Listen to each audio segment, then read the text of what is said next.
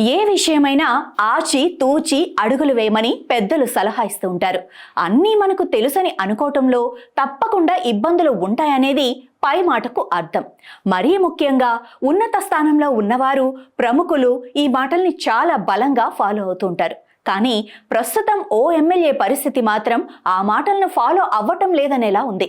ఆ ప్రజాప్రతినిధి తీసుకుంటున్న నిర్ణయాలు ఆమెకే రివర్స్ అయి విమర్శలు ఎదుర్కొంటున్నారు. ఇంతకీ ఆ లేడీ ఎమ్మెల్యే ఎవరో తెలియాలంటే లెట్స్ వాచ్ దిస్ స్టోరీ.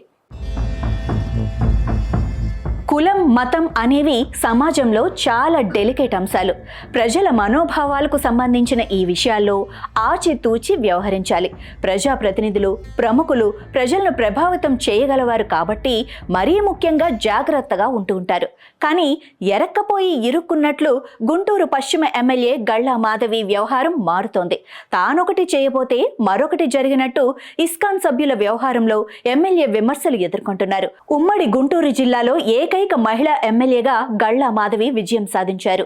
కూటమి ప్రభుత్వ అదృష్టమో గళ్ళా మాధవి అదృష్టమో కానీ గళ్ళా మాధవి విక్టరీ కొట్టారు. ప్రత్యర్థి మాజీ మంత్రి విడుదల రజని అయినప్పటికీ ఆమెపై భారీ మెజారిటీతో విజయం సాధించారు.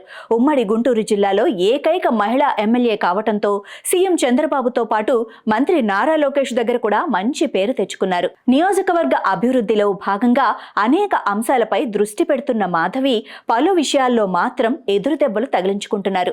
నగరంలోని పలు రోడ్లపై కొందరు ఇస్కాన్ సభ్యులు భగవద్గీత పుస్తకాల అమ్మకాలు చేపట్టగా ఇస్కాన్ సభ్యులపై గళ్ళా మాధవి ఆగ్రహం వ్యక్తం చేశారు. రోడ్లపై పుస్తకాలు అమ్మేందుకు ఎవరు పర్మిషన్ ఇచ్చారంటూ ప్రశ్నించారు.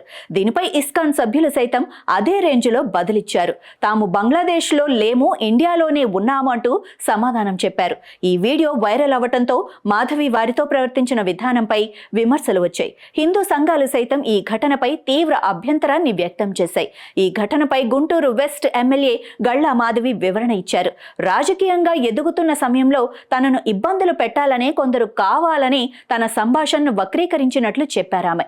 కూడళ్లలో ట్రాఫిక్ సమస్యలపై మాత్రమే తాను మాట్లాడానని, ఇస్కాన్ సభ్యుల భగవద్గీత విక్రయాలకు ఎలాంటి అడ్డు చెప్పలేదన్నారు. ఇస్కాన్ వారిపై తాను ఎలాంటి కామెంట్స్ చెయ్యలేదని తెలిపారు. కేవలం ఆ కూడలిలో ట్రాఫిక్ సమస్య ఎక్కువ ఉన్నందున కొంచెం పక్కకు వెళ్లి విక్రయాలు చేపట్టాలని మాత్రమే అన్నట్లు పేర్కొన్నారు. గతంలోనూ రియల్ ఎస్టేట్ కి సంబంధించి అంశంలో ఆమెతో పాటు ఆమె భర్త కూడా మీడియా ముందు వివరణ ఇచ్చుకోవాల్సిన పరిస్థితులు వచ్చాయి. ఓ క్లబ్కు సంబంధించిన వ్యవహారంలో కూడా ఆమె తీరుపై కొంత అధిష్టానం సీరియస్ అయినట్లు అప్పట్లో మాటలు వినిపించాయి. ఇప్పుడు ఇస్కాన్ విషయంలో కూడా గళ్ళా మాధవి ఏ ఉద్దేశంతో మాటలు మాట్లాడినా కూడా జరగాల్సిన నష్టమైతే కొంతమేర జరిగిందనేది మాత్రం పార్టీలోనూ పార్టీ వర్గాల్లోనూ చర్చ జరుగుతోంది. ఇప్పటికైనా అనవసర అంశాల జోలికి పోకుండా తాను ఏదైతే టార్గెట్ పెట్టుకున్నారో ఆ వైపుగా విజయవంతంగా ముందుకు వెళ్తే రాజకీయ భవిష్యత్ బాగుంటుందని రాజకీయ విమర్శకులు అంటున్నారు.